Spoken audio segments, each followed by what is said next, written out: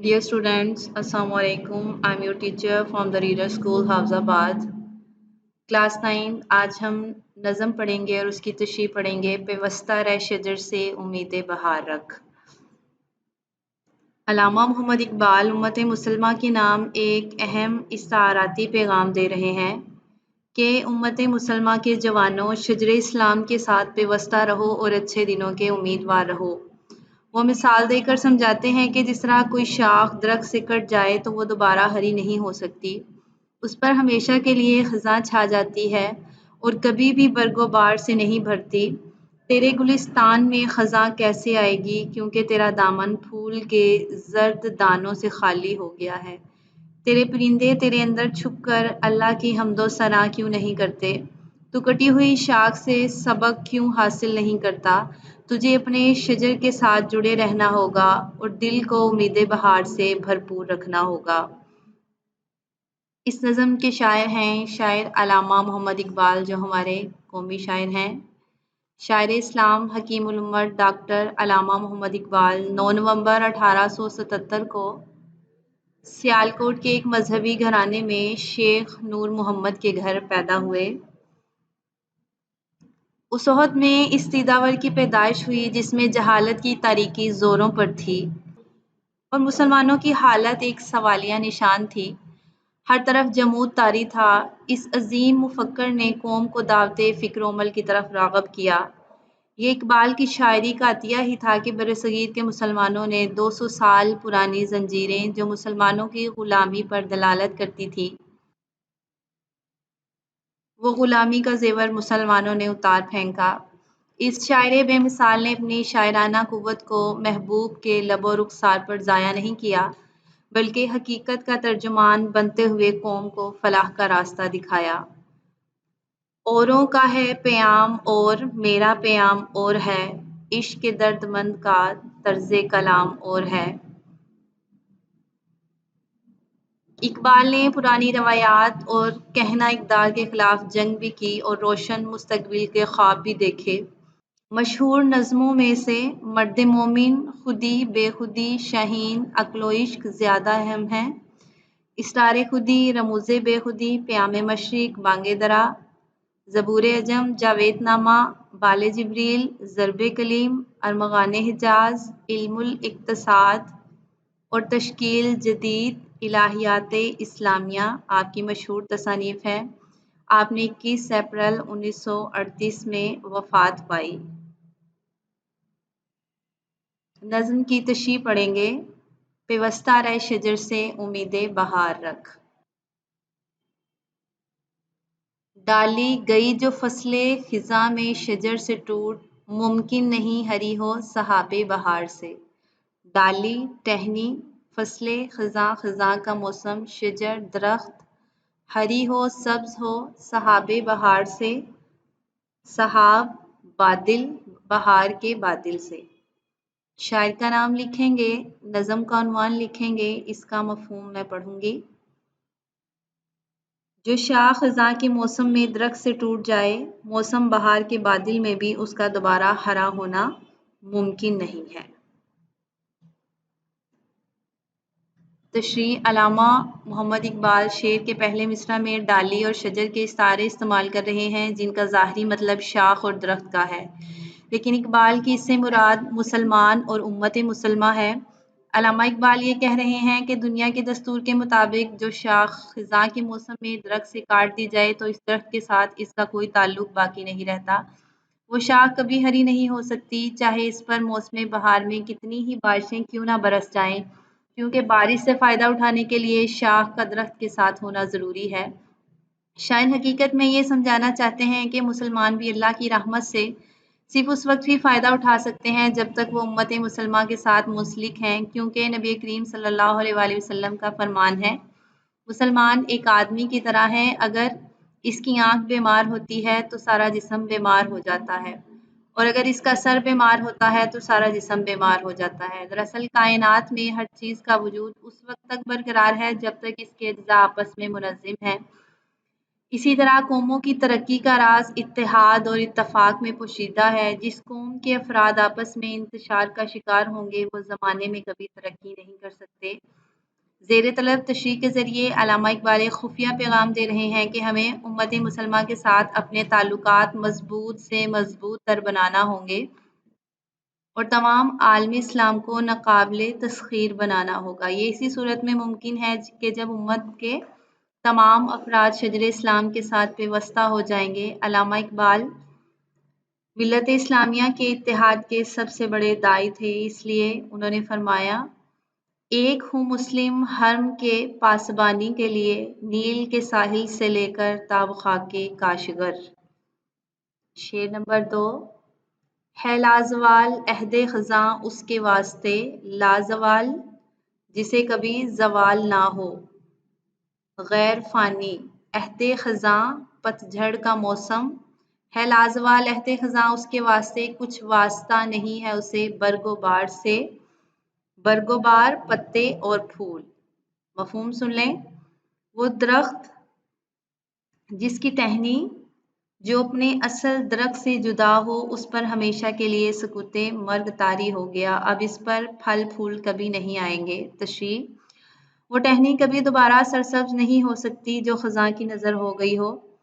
دوبارہ بہار آنے پر جو شگفتگی اور تازگی کا موسم ہوتا ہے، جہاں درختوں میں نشو و نما کا جوش ہوتا ہے، ایسے موسم میں بھی درخت سے جدا ٹہنی کو ہریالی نصیب نہ ہوگی۔ یہی حال مسلمانوں کا ہے۔ علامہ اقبال تشریح طلب شعر میں شجر و شاخ کے استعارے کے ذریعے ہمیں یہ بات سمجھانا چاہتے ہیں کہ اگر کوئی شاخ درخت سے جدا ہو جائے تو اس کے مقدر میں کبھی پتے اور پھول نہیں کھلتے، خزاں ہمیشہ ہمیشہ کے لیے اس کا مقدر بن جاتی ہے۔ علامہ اقبال دراصل مسلمانوں کو یہ سمجھا رہے ہیں کہ اے مسلمانوں، اتحاد کو دستور حیات بنا لو، ایک دوسرے کے دکھ درد کو محسوس کر لو۔ یہ زندگی تمہارے لیے تحفہ خداوندی قرار پائے گی، لیکن اگر تم نے اس اصول کائنات کو نظر انداز کر دیا تو تمہاری شاخ بھی شجر اسلام سے کٹ جائے گی، تم پر کبھی بہار نہ آ پائے گی، تمہاری مسکراہٹیں تم سے روٹھ جائیں گی، ناکامیاں تمہارا مقدر قرار پائیں گی اور کامیابیاں تم سے کوسوں دور چلی جائیں گی۔ اے مسلمانوں، سمجھ جاؤ ابھی بھی وقت ہے سنبھل جانے کا، سنور جانے کا اور کچھ کر کے دکھانے کا۔ اس لیے وقت اچھا بھی آئے گا ناصر، غم نہ کر زندگی پڑی ہے ابھی۔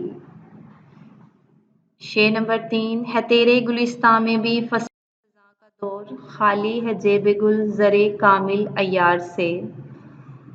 فصل خزاں پت جھڑ کا موسم، دور زمانہ، جیب گل پھولوں کی جیب، زر کامل عیار سے، خالص سونے سے۔ اس کا مفہوم ہے، تیرا باغ ملت اسلامیہ اجڑ گیا ہے، اس پر عارضی طور پر خزاں طاری ہو گئی ہے اور پھولوں کی جیب کھرے سونے سے خالی ہے۔ اس کی تشریح سن لیں۔ زیر تشریح شعر میں علامہ محمد اقبال ملت اسلامیہ کے زوال پر آنسو بہا رہے ہیں۔ یہ وہ دور تھا جب مسلمان انتہائی نازک وقت سے گزر رہے تھے۔ غیر مسلم قوتیں مسلمانوں کے درمیان تعصب پھیلانے میں مصروف تھیں۔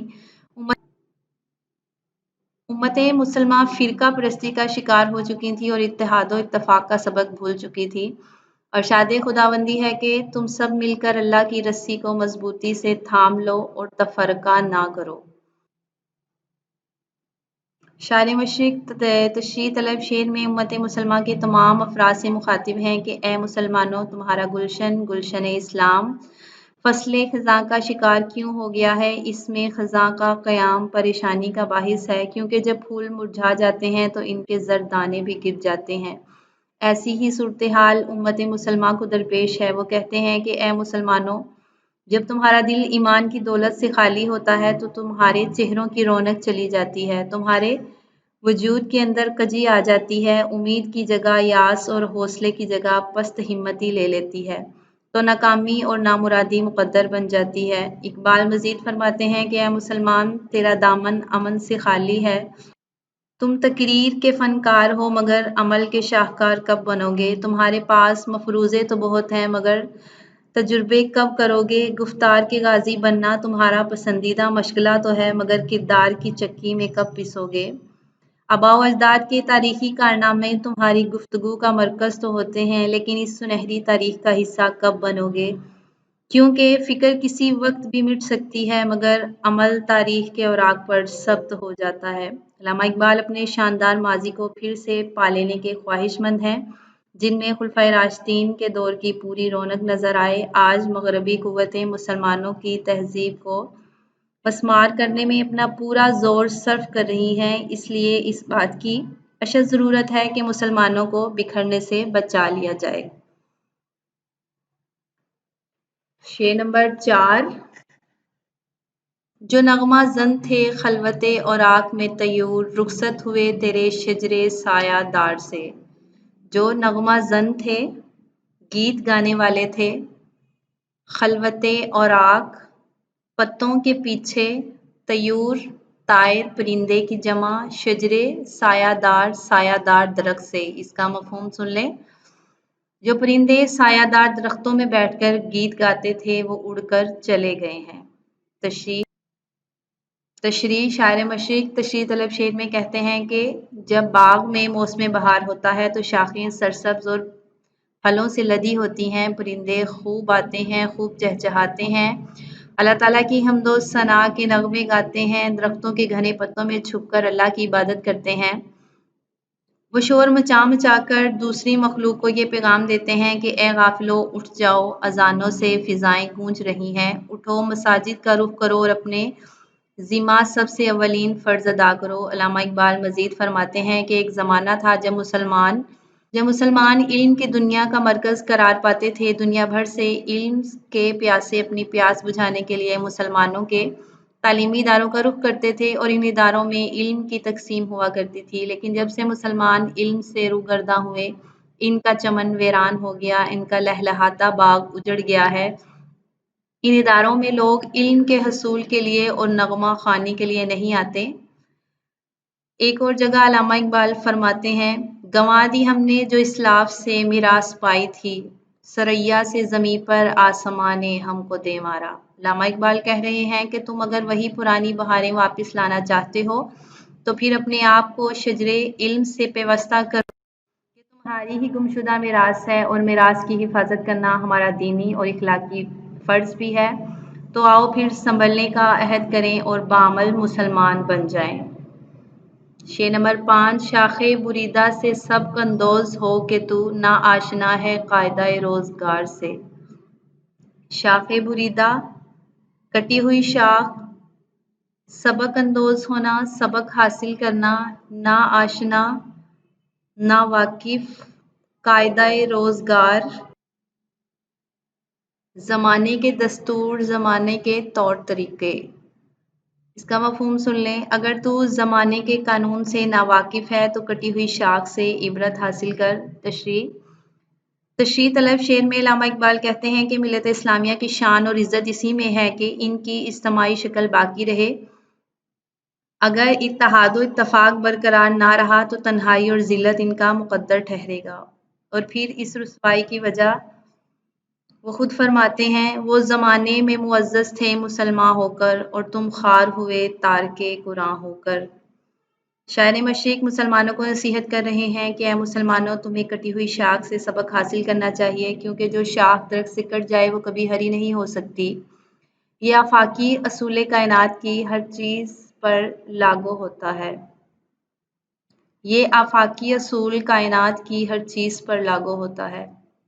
ऐ उम्मत मुसलमान, तूने इस उसूल को भुला दिया है और तू कायनात के लसानी कायदा से बिल्कुल नाआशना है कि जब कोई चीज़ अपनी असल से जुदा हो जाती है तो एहसास के तमाम रिश्ते इससे कट जाते हैं।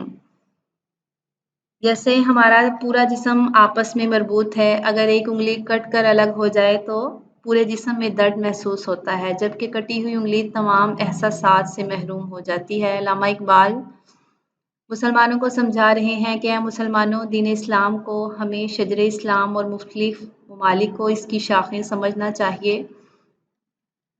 अगर कोई मुस्लिम मुल्क अपने शजर से जुदा होगा तो इसकी हैसियत भी इसी शाख जैसी होगी जो अकेली और तन्हा हो जाएगी। दरअसल मिसालें नसीहत हासिल करने के लिए दी जाती हैं, اس لیے ہمیں کٹی ہوئی شاخ سے نصیحت پکڑنی چاہیے، ہمیں اپنے آپ کو دین اسلام کے ساتھ وابستہ رہنا چاہیے، تب جا کر ہم اپنے اسلاف کے جانشین کہلانے کے حقدار ٹھہریں گے۔ شعر نمبر 6، ملت کے ساتھ رابطہ استوار رکھ، پیوستہ رہ شجر سے امید بہار رکھ۔ ملت، قوم، رابطہ، تعلق، استوار، قائم، پیوستہ، جڑا ہوا، ملا ہوا۔ اس کا مفہوم سن لیں، ملت کے ساتھ تعلق برقرار رکھتے ہوئے پھر بہار کی امید کی جا سکتی ہے۔ تشریح، شاعر مشرق علامہ اقبال تشریح طلب شعر میں امید بہار کا حوصلہ افزا پیغام دے رہے ہیں۔ اے امت مسلمہ کے جوانوں، ملت اسلامیہ کے ساتھ اپنے تعلقات کو مضبوط رکھو، آپس میں انتشار سے بچو اور اتفاق کو خوب بڑھاؤ، تمہارے آپس کے تعلقات مستحکم ہو جائیں گے۔ اے مسلمانوں، شجر اسلام کے ساتھ پیوستہ رہو اور دلوں کو امید بہار سے پر رکھو، نا امیدی اور مایوسی کو اپنے قریب بھی نہ آنے دو، پھر اس کا نتیجہ یہ ہوگا کہ اسلام کا یہ تناور درخت پھلوں سے لد جائے گا، ان پھلوں کے اندر موجود بیجوں سے نئے پودے اگیں گے اور یہ باغ کی صورت اختیار کر جائیں گے، پھر چمن عالم میں صرف دین اسلام ہی رہ جائے گا، امن کا خواب پایا تکمیل کو پہنچے گا، ایسی باکمال بہار کا آغاز ہوگا جس کے بعد خزاں خواب بن جائے گی۔ لیکن اس کے لیے ہمیں ملت اسلامیہ کے ساتھ جڑنا ہوگا، اس کے بعد ہمارا ہر خواب حقیقت بن جائے گا، ہماری کوئی خواہش ادھوری نہ رہے گی۔ ضرورت اس بات کی ہے کہ مسلمان خود کو اللہ اور اس کے پیارے نبی صلی اللہ علیہ وآلہ وسلم کے احکام کے مطابق ڈھال لیں اور آپس میں اتحاد و اتفاق کے ساتھ رہنے کی کوشش کریں۔ یہی درس اللہ اور اس کے رسول صلی اللہ علیہ وآلہ وسلم کا ہے۔ فرمان ہے، تم اس بڑھیا کی طرح نہ ہو جانا جو اپنا سوت کو کاٹنے کے بعد ریزہ ریزہ کر کے بکھیر دیتی ہے۔ علامہ اقبال کہتے ہیں کہ محمد سے وفا تو نے تو ہم تیرے ہیں، یہ جہاں چیز ہے کیا لوح و قلم تیرے ہیں۔ اقبال بالخصوص نوجوانوں سے کہتے ہیں کہ ہر فرد کو اپنی ملت کے ساتھ تعلق استوار رکھنا چاہیے اور مسلمانوں کی جماعت صرف اسلامی اقدار کو اختیار کرنے سے پائیدار اور مضبوط ہو سکتی ہے۔ یہاں پر اس کی تشریح مکمل ہوئی۔ کلاس 9 شاعر کا تعارف، نظم کی تشریح آپ اپنی جوابی کاپی پر لکھیں گے، نظم کا مرکزی خیال یاد کریں گے اور لکھیں گے، اضافی سوالات اور ایم سی کیوز آپ شرح سرمایہ سے یاد کریں گے۔ تھینکس۔